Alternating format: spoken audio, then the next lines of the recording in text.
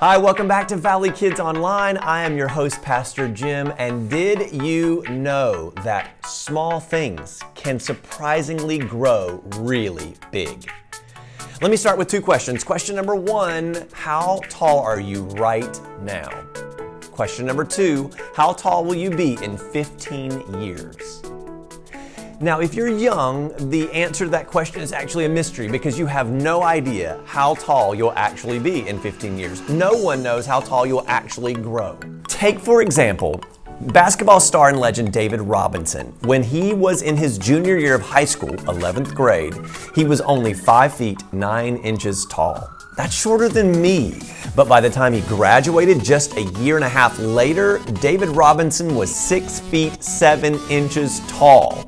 Imagine growing that fast in 2 years. But if you think that's remarkable, by the time David finished college, he had grown 9 more inches, making him 7 feet 1 inch tall. Unbelievable. Now, I am certain that no one who saw David in his 11th grade year of high school thought that he would ever grow 19 more inches. But that's why I say, sometimes small things can grow surprisingly very large. On today's episode of Valley Kids, Jesus tells a very similar story. Not about an NBA superstar, but about a very tiny seed.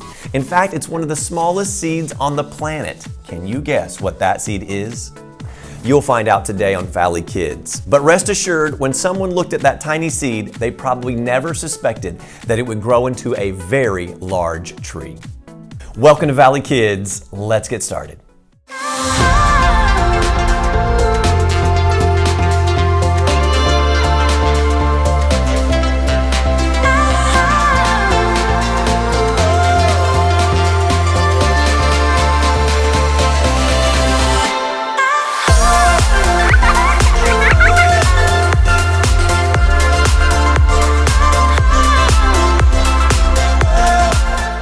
All right, Cate and Carson, welcome back to Valley Kids Online. And today it's going to be another fun game. We are joined by Canon.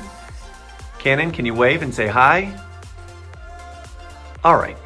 Canon is going to join the kids today. We have been talking about parables that have surprising results at the end. So I thought, why not make this fun and bring back one of our favorite games that we played last year, which was Beanboozled, round 2. Yay! We'll take turns spinning the wheel and you'll have to determine whether it's going to be a good jelly bean or a bad jelly bean. All right, here we go. And now a word from our sponsor. Today's episode of Valley Kids is sponsored by Guapo Beard Balm. Be a man, grow beard. Hello, I'm King Guapo, and I have a question for you. Are you a man? Yes? No? Maybe so? Well, if you're watching this video and you don't have a beard, I have the answer. No, you're not a man. That's why I developed Guapo Beard Balm. A balm that not only promises to grow a beard, but promises to grow a beautiful beard. Why do you need a beard? Because you need to be a man. Let's take some live calls. Hello, you're on the air with King Guapo. Yes, my dad doesn't have a beard. Then he's not a man, buy some balm. Next caller. My husband does not have a beard. Then he's not a man, buy some balm. Next caller. My wife does have a beard. Next caller. Hi, I'm Michael. I'm only 7 years old, but I want to be a man. Grow a beard, buy some beard balm. Order your Guapo Beard Balm now and get a 2-ounce bottle of Guapo Skin Shine absolutely free. Made from the tears of an angelfish, Skin Shine will make your skin as smooth as a baby's forehead. Guapo Beard Balm. Be a man, grow a beard. Guapo Beard Balm does not guarantee the same results for every individual, especially if you're a woman. Growing a beard does not ensure you are a man, as other considerations are in play. Also, GBB does not guarantee an increase in your love life. Some men are not considered manly even with a beard. Also, GBB does not guarantee the rugged handsomeness as seen on King Guapo. He's an exceptional being.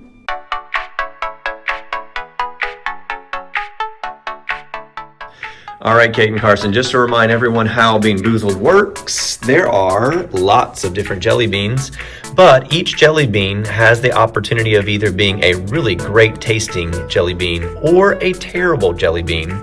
For instance, one of our jelly beans could possibly be strawberry banana smoothie, or it could be a dead fish. That would be horrible. Yes, it would. So here we go. We're going to start with Carson starting us off. And Carson, you'll spin the wheel and see which one you land on. Okay. Nice spin. Ooh, so this is either Toasty marshmallow or stinky bug. Oh, here's one. toasted marshmallow or stinky bug. This? Ooh, that looks like the right one. Yeah. All right. Wait. Yeah. You can taste it and see what it tastes like. You can do this. Pop it in. Is it toasted marshmallow or is it stinky bug?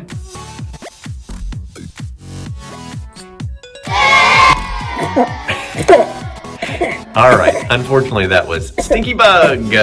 All right. All right, Kate, your turn. Round 2. All right, what'd you land on?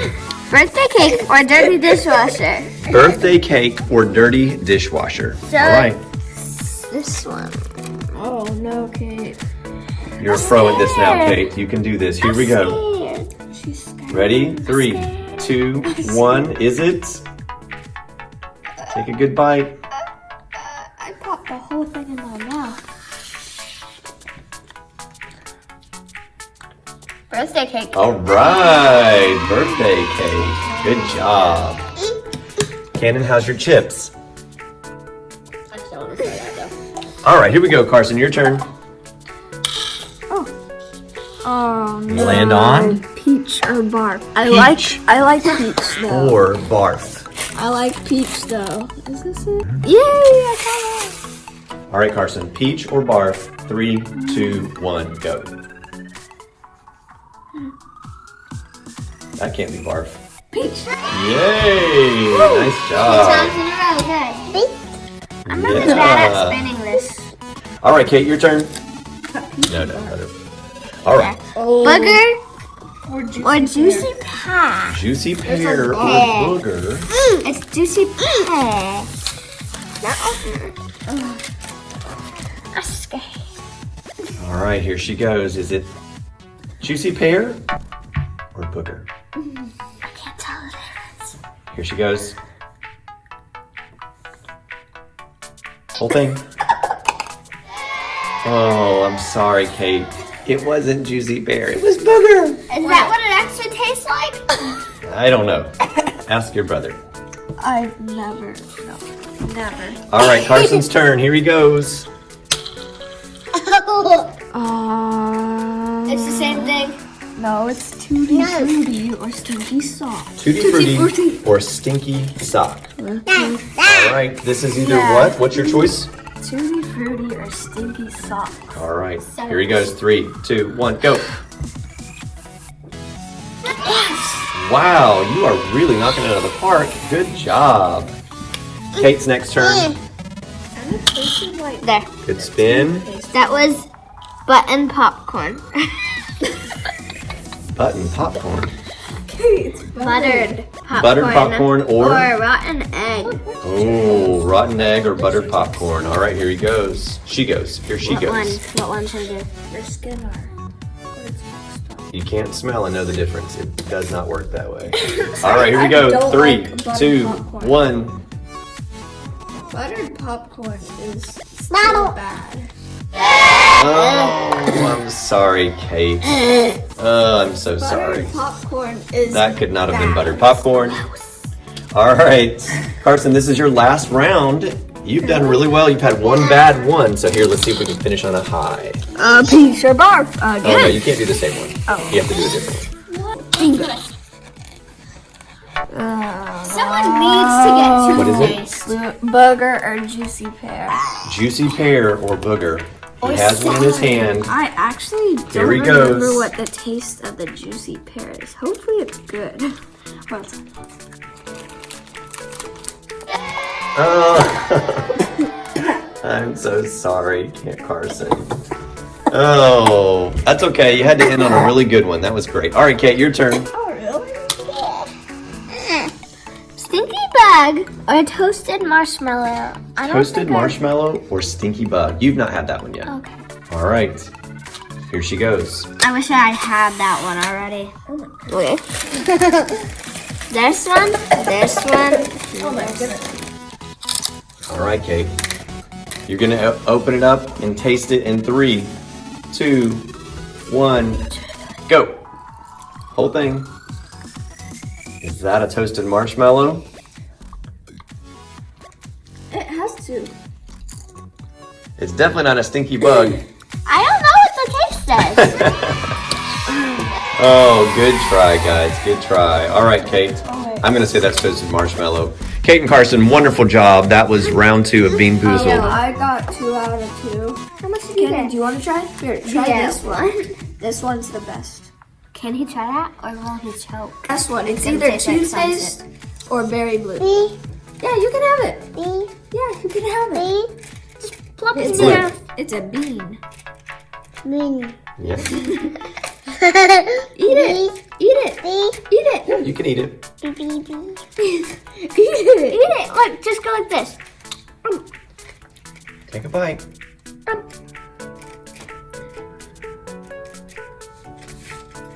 Is it good? And it likes it. Very good. Yeah. No, not more.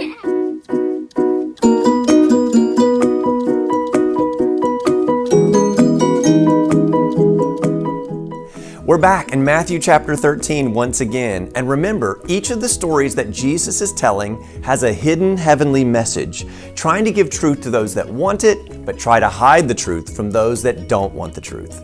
Remember, Jesus has already told 2 parables, both about the kingdom of heaven. And the kingdom of heaven, very simply, is God's king ruling over God's people. First, Jesus tells the story of 4 different seeds, and that explains how different people will respond differently to the message about the kingdom. Secondly, Jesus told the story of the wheat and the weeds, and that explains that the kingdom is going to look a little messy at first. There'll be bad people mixed in with good people, but eventually God is going to divide both, and God will make all things right again. Today's parable is very short and very tiny, but very powerful. Jesus says the kingdom of heaven is like a mustard seed. Now, maybe you have mustard at your house, but you probably don't have mustard seeds. Mustard seeds are really tiny. And Jesus says his kingdom is like that, because at first you'd never suspect that it would amount to very much at all. But Jesus says when you plant the mustard seed in the ground, it begins to grow bigger and bigger and bigger until suddenly that tiny seed has produced a very large tree, a tree large enough to actually be a home for birds of the air. What is the hidden message in this parable? Why does Jesus say the kingdom of heaven is like a mustard seed that grows into a big tree? Jesus is explaining that his kingdom won't look very impressive at first. It'll look very small. In fact, remember, Jesus started his kingdom, and Jesus was not a very impressive person at first. Jesus grew up in a very little tiny town of Nazareth. His father was no one important, only a simple carpenter, and his mother was just simply a villager.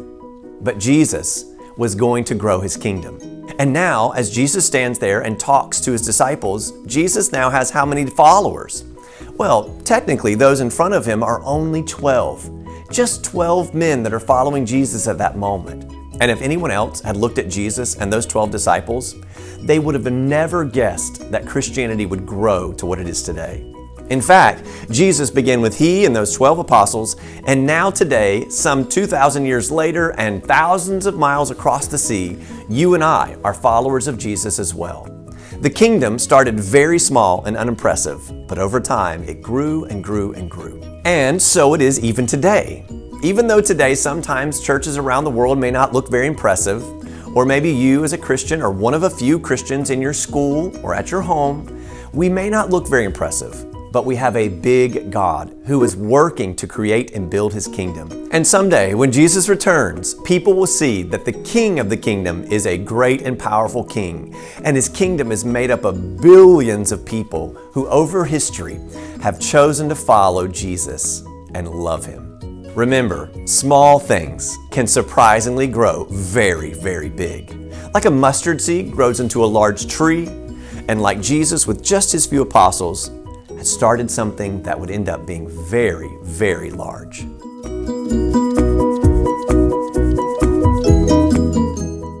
Hey, thanks so much for joining us this morning for Valley Kids Online. I am always glad I can see you, and I am looking forward to sending you those activity packs. Be on the lookout for those in the next 2 weeks. If you did get one of our fall activity packs, you'll get that automatically. But if you're watching today and you didn't get one ever, I would love to send you one of these new activity packs. And you can do that by sending it to me at jim@vbcsanrafael.org. All right, that's all the time we have for today. We look forward to seeing you next time on Valley Kids Online.